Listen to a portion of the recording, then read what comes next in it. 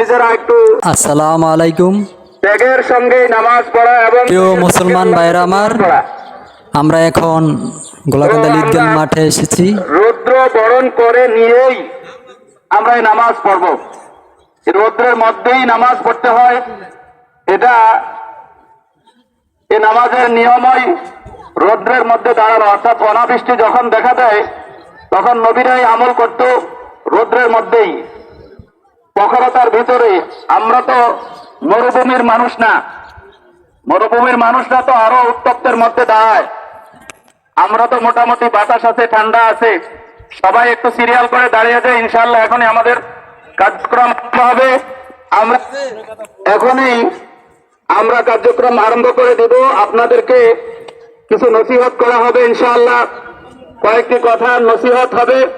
নসিহতের মাধ্যমে আমরা নামাজ আরম্ভ করব। নামাজের পরে খুতবা হবে, নামাজের পরে খুতবা হবে, দোয়া হবে। আমরা খুতবা না শুনে দোয়া না করে কেউ যাব না, খুতবা না শুনে দোয়া না করে কেউ যাব না। আমরা সিরিয়াল করে দাঁড়িয়ে যাই, সিরিয়াল করি, আমরা একটু কাতার বন্দি হয়ে দাঁড়াই। এই যে মাঝখানে কাতার খালি রেখে আমরা পিছনে বসছি।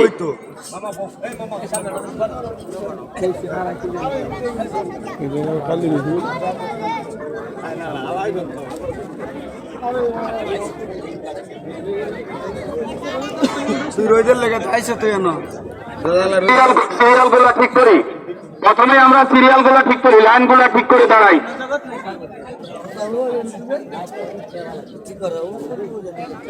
নামাজ নবী রাসূলদের আমল। নবীরা যখন দেখতেন উম্মতের বিপদ তখন তারাই আমল করতেন। আমরা সেই নবীদের উত্তরসূরি হিসাবে আমাদের দেশের মানুষ, দেশের শিশু মাসুম বাচ্চারা, পশু পাখি, সব জীব জানোয়াররা কষ্ট পায়। শুধু মানুষই নয়, আল্লাহর মাখলুক, আল্লাহর সৃষ্টি কষ্ট পাইতেছে শুধুমাত্র মানুষের গুনার কারণে। মানুষ গুনাহ করছে তো কষ্ট পায় সকল জাতি, সকল মাখলুক। এই মানুষের গুনার কারণে আল্লাহ আযাব দিয়ে থাকে, গজব দিয়ে থাকে। তো এই গজবের একটাই কারণ, দুনিয়াতে মানুষ গুনাহ করেছে, গুনার হার বেড়ে গেছে। গুনার হার বেড়ে যাওয়ার কারণেই এই গরম উত্তাপ আমাদের কাছে আল্লাহ পাঠিয়ে দিছে গুনাহ ছেড়ে দেওয়ার জন্য। হাদিসের মধ্যে পাওয়া যায়, যখন তোমরা এই নামাজ আদায় করতে যাইবা, কারো যদি হক নষ্ট করে থাকো হক আদায় করে দিয়ে দাও, সাদাকা করে দাও, ইস্তেগফার করে দাও, নিজের গুনার জন্য তওবা করে যাও, আল্লাহর কাছে অনুনয় আর বিনয়ের সাথে কান্নাকাটি করো যে আমার গুনার কারণেই হয়তো আল্লাহ এই অবস্থা সৃষ্টি করেছেন, আমার অন্যায়ের কারণে, আমার গুনার কারণেই হয়তো আল্লাহ এই অবস্থা সৃষ্টি করেছেন। প্রত্যেকের মনে এই কথা কল্পনা করা, চিন্তা করা যে আমি গুনাহগার, আমার অন্যায়ের কারণে আল্লাহ এই অবস্থা সৃষ্টি করেছেন। এবারে প্রত্যেকেই নিজেকে ছোট মনে করব, প্রত্যেকেই নিজেকে একেবারে ছোট বানায়া আল্লাহ তাআলার কাছে দোয়া প্রার্থনা করব। ইউনূস আলাইহিস সালাম মাছের পেটে বিপদের সম্মুখীন হয়ে ফানাদা, আল্লাহকে ডাক দিছে, আল্লাহকে স্মরণ করছে। আল্লাহকে স্মরণ করার সাথে সাথে আল্লাহ সাড়া দিয়ে দিছে। আল্লাহর কাছে যখন কালিমাগুলো শোনাইছে, কালিমা শোনানোর সাথে সাথে আল্লাহ ইউনূস আলাইহিস সালামের একবারে ডাকে সাড়া দিছে।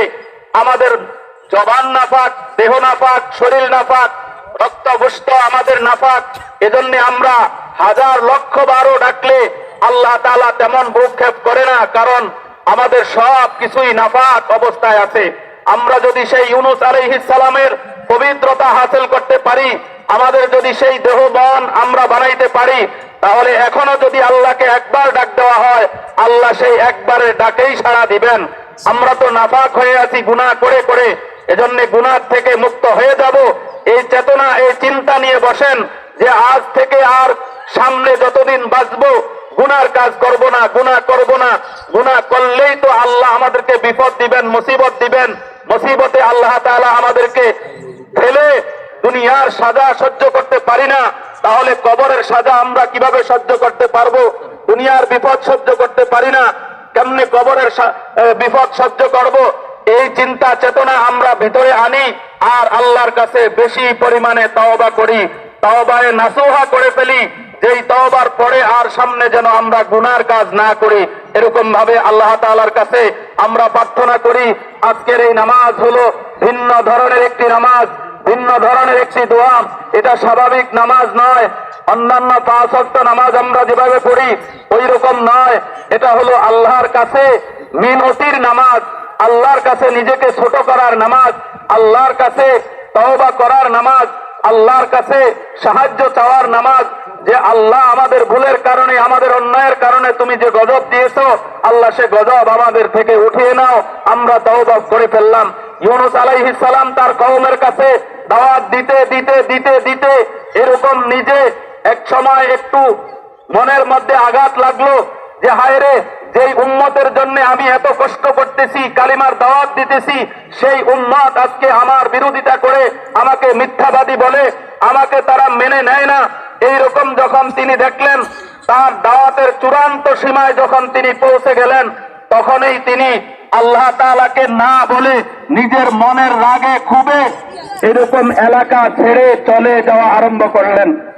চলে যাইতেছেন, যাইতে যাইতে নৌকার মধ্যে গিয়ে উঠলেন যে তিনি নিজের এলাকা ছেড়ে যখন, সীমানা ছেড়ে যখন চলে গেলেন, যাওয়ার পর এইরকম নৌকায় ওঠার পর আল্লাহর পক্ষ থেকে নৌকার চতুর্দিকে এমন ঝড় উঠলো, নৌকা ডুবে ডুবে এই অবস্থা হয়ে গেছে।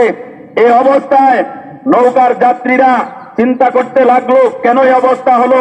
জ্ঞানী গুণীরা চিন্তা করে দেখলো, কোন মালিকের গোলাম যদি মালিককে না বলে এলাকা ছেড়ে চলে যায় পলায়ন করে, তাহলে এই অবস্থা হতে পারে। তো এই নৌকার মধ্যে মালিককে কে ফাঁকি দিয়েছ, কোন গোলাম এই নৌকার মধ্যে আছো, তার মালিককে না বলে আসছো। সবাইকে জিজ্ঞাসা করে, কেউ এরকম পাওয়া যায় না। ইউনূস আলাইহিস সালাম নৌকার এক কোণে বসে আছে, নবুয়তী চেহারা নিয়ে, গোলাপের মতো ফুটফুটে চেহারা। এই চেহারার মানুষটা নিজেকে বলে যে আমি অপরাধী। তারা বলে না, এরকম চেহারার মানুষ অপরাধী হতে পারে না, এইরকম চেহারার মানুষ অপরাধ করতে পারে না। তারাও বুঝে যে এত সুন্দর চেহারার মানুষ কেমনে অপরাধী হইতে পারে। কিন্তু আমাদের কাছে যত কিছুই হোক না কেন, আমরা যাকে তাকেই এরকম সাক্ষ্য প্রমাণ ছাড়াই একজনকে অপরাধী বানিয়ে ফেলতে পারি। কিন্তু কাফের বেঈমান হওয়ার পরেও ইউনূস নবীকে তারা অপরাধী মানতে রাজি না। তারা লটারির ব্যবস্থা করছে, লটারি না দেওয়া পর্যন্ত তারা ইউনূস আলাইহিস সালামকে তারা কি করতে পারে না, অপরাধী মেনে নিতে পারে না। লটারি দেওয়ার পরেও ইউনূসের নাম আসে, ইউনূস নবীর নাম আসে, তাও তারা মানতে পারে না। একবার দিল, দুইবার দিল, তিনবারও ইউনূস আলাইহিস সালামের নামই আসে, তারপরেও তারা ইউনূস নবীকে এরকম ভাবে অপরাধী বলবে, এটা তাদের সাধ্যে কুলায় না, সাহসে কুলায় না যে ইউনূস নবী অপরাধ করছে। এই কথা তাদের জবানে আনবে, এই সাহসটুকু তারা পায় না। কিন্তু আমাদের সমাজ, আমাদের দেশ ভিন্ন রকমের। আমরা যে কেউ হোক না কেন, উলামায়ে কেরাম হলো এই জাতির রাহবর, উলামায়ে কেরাম এই জাতির দিক নির্দেশনা দেওয়ার মানুষ। সেই মানুষগুলাকে আমরা অপরাধী বানাইতেও বিন্দু মাত্র কঠোরতা করি না, বিন্দু মাত্র কঠোর করি না। তাদের উপরে আমরা এরকম স্টিম রোলার চালাইতেও আমরা কঠোরতা করি না, তাদের উপরে আমরা জুলুম অত্যাচার করতেও এরকম দ্বিধাবোধ করি না। কিন্তু ইউনূস আলাইহিস সালাম নিজেকে অপরাধ স্বীকার করে লটারিতে তার নাম আসে, তারপরেও সেই মানুষগুলা ছিল কাফের। সেই কাফের মানুষগুলো ইউনূস নবীকে অপরাধী হিসাবে সাব্যস্ত করতে রাজি না। লটারি দেওয়ার পর ইউনূস নবী দেখলেন, আমার কারণে এই লঞ্চের, এই নৌকার যাত্রীগুলি ডুবে ধ্বংস হয়ে যাবে, নিমজ্জিত হয়ে যাবে সাগরের ভিতরে, আমি এটা বরদাস্ত করতে পারি না। তিনি নিজে স্ব ইচ্ছায় এরকম এই সাগরের মধ্যে ঝাঁপ দিয়ে পড়ে গেলেন। ওইদিকে আল্লাহ তাআলা একটা মাছ রেডি করে রাখলেন, ওই মাছ আইসা ইউনূস নবীকে গিলে ফেললো। ইউনূস নবীকে গিলে ফেলার পর ওই মাছের পেটে ইউনূস আলাইহিস সালাম, মাছের পেটে ইউনূস আলাইহিস সালাম। মাছকে আল্লাহ তাআলা সাবধান করে বলে দেয়, খবরদার মাছ, তোমার খাদ্যের জন্য আমি ইউনুসকে তোমার পেটে দেই নাই, এটা তোমার খাদ্য নয়, তুমি তার চামড়া গোশত রক্ত নষ্ট হবে এইরকম কোন অপরাধ যেন তোমার দ্বারা না হয়। মাছের প্রতি আল্লাহ আইন জারি করে দিলেন। মাছ সাবধানতার সঙ্গে ইউনুস নবীকে পেটে ধারণ করে নদীর গভীরতার ভিতরে চলে গেছে, সেই গভীর তলদেশে ঘোরাফেরা করে।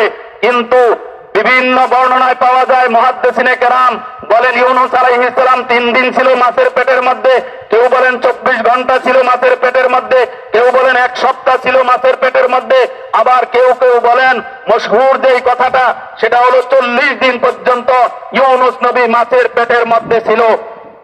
এই ইউনুস নবী 40 দিন মাছের পেটে থাকার কারণে, অক্সিজেন কম পাওয়ার কারণে, এমনি ভাবে মাছের পেটে একটা আবদ্ধ জায়গায় থাকার কারণে দেহের চামড়া এরকম ভাবে নরম হয়ে গেছে, নরম হয়ে গেছে।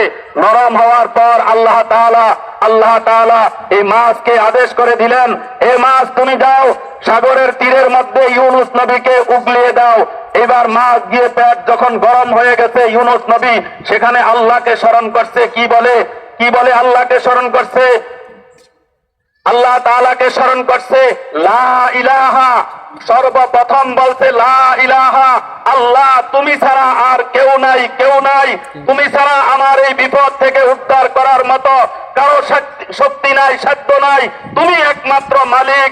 লা ইলাহা ইল্লা আনতা, আপনি মালিক, আপনি মালিক, আপনি ছাড়া কেউ নাই। সুবহানাকা, সুবহানাকা ইন্নী, আপনি ছাড়া আর কেউ নাই, আপনি পবিত্র, মহান, আপনার মতো এত মহান মালিক আর কেউ নাই। ইন্নী কুনতু মিনাজ জালিমিন, আর আমি কি করেছি? নিজের উপরে জুলুম করেছি, আমি নিজে অপরাধ করেছি, নিজে অপরাধী নিজেকে স্বীকার করেছে। আল্লাহ তাআলার কাছে যখন অপরাধ স্বীকার করেছে, আল্লাহ তাআলা অপরাধ স্বীকার করার সঙ্গে আল্লাহ তাআলা ইউনুস নবীকে ক্ষমা করে দিলেন। আল্লাহ তাআলা ইউনুস নবীকে ক্ষমা করে দিয়ে সেই নদীর তীরের মধ্যে মাছ উগলাইয়া দিছে। সেখানে আবার আল্লাহ তাআলা ইউনুস নবীর সুরক্ষার জন্য, স্বাস্থ্য ভালো রাখার জন্য আল্লাহ তাআলা সেখানে একটা গাছ সৃষ্টি করে দিয়েছেন। এই গাছ সৃষ্টি করার ফলে, গাছ যখন সৃষ্টি হয়ে গেছে, গাছ সৃষ্টি হওয়ার পরে তাও কি গাছ সৃষ্টি করেছেন? যেই গাছের নাম হলো কদু গাছ, যেই গাছের মধ্যে মাছি বসতে সাহস পায় না, মশা বসতে সাহস পায় না, এমন একটা গাছ আল্লাহ তাআলা উঠে দিছে। এই গাছ যখন উঠে দিছে, গাছের পাতাগুলো বড় বড় হয়ে গেছে। গাছের নিচে ইউনুস নবীকে আল্লাহ তাআলা সহায়া দিছে। ইউনুস নবী সেই গাছের ছায়ার নিচে অক্সিজেন পাইতেছে আস্তে আস্তে করে। তিনি যখন সুস্থ হয়ে গেলেন, এবার সুস্থ হয়ে যাওয়ার পর তার কওমের লোকেরা ওইদিকে তালাশ করতেছে যে আমরা যে ইউনুস নবীর কথা না মানার কারণে আমাদের কাছে আল্লাহর পক্ষ থেকে যে গজব আসতেছে, এই গজব আসা দেখা তারা আল্লাহর গজব আসা দেখা তারা এরকম ছেলে মেয়ে ধন সম্পদ তাদের মাল সামান সব কিছু না চলে যাইতেছে। এরকম ময়দানে চলে গিয়ে তারা সেখানে খোলা জায়গার মধ্যে আল্লাহ তাআলার কাছে তওবা পড়ে, কালিমা করে, কান্না কাটি অপরাধ করব না, জীবনে আর কোনদিন অপরাধ করব না। যে অপরাধ করেছি আল্লাহ তুমি আমাদেরকে ক্ষমা করে দাও। ইউনুস নবীর উম্মতদেরকে আল্লাহ ক্ষমা করে দিলেন, তারা কালিমা পড়ে মুসলমানও হয়ে গেলেন।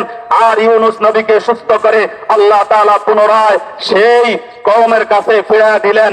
সেই থেকে এই নামাজের এই আমল আমরা বিপদ আসলে পড়ব, বিপদ যখন দেখা দিবে তখনই আমরা এই আমল করব। আমরা আগের যুগে দেখছি আমাদের দাদা বাবা এরা এরকম ভাবে খতমে ইউনুস তারা তেলাওয়াত করতো, খতমে ইউনুস পড়তো আর বিপদ আপদ চলে যাইতো। আজকে আমাদের গুনাহ বেশি হয়ে গেছে, যে কারণে আমাদের এখন জবান নাপাক হওয়ার কারণে আমরা যতই তওবা পড়ি, যতই আল্লাহ তাআলার কাছে ক্ষমা চাই, দোয়া করি, আমাদের দোয়া আল্লাহ তাআলার কাছে গ্রহণযোগ্য হয় না। আল্লাহ যেন আমাদেরকে গ্রহণযোগ্য তওবা করা এবং দোয়া করার তৌফিক দান করে আমরা যেন খালেস নিয়তে তওবা করতে পারি, আমাদেরকে কবুল করে নেন। আল্লাহ যেন আজকের এই নামাজ কবুল করে নেয়, এই দোয়া কবুল করে নেয়, খুতবা কবুল করে নেয়। উলামায়ে কেরাম কথা বলবে, আমি লম্বা একটু সময় নষ্ট করে ফেলেছি।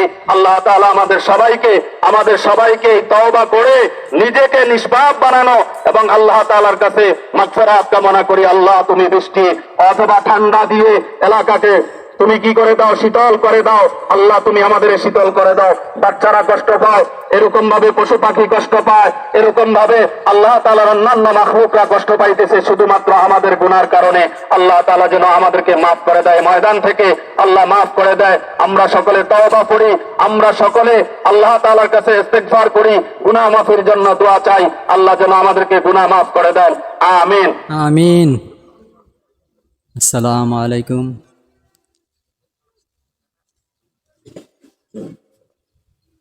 আপনারা মূল্যবান কথাটি শুনলেন। হুজুরে গুরুত্বপূর্ণ কথাগুলো বলছে, গুরুত্বপূর্ণ কথাগুলো শুনলেন।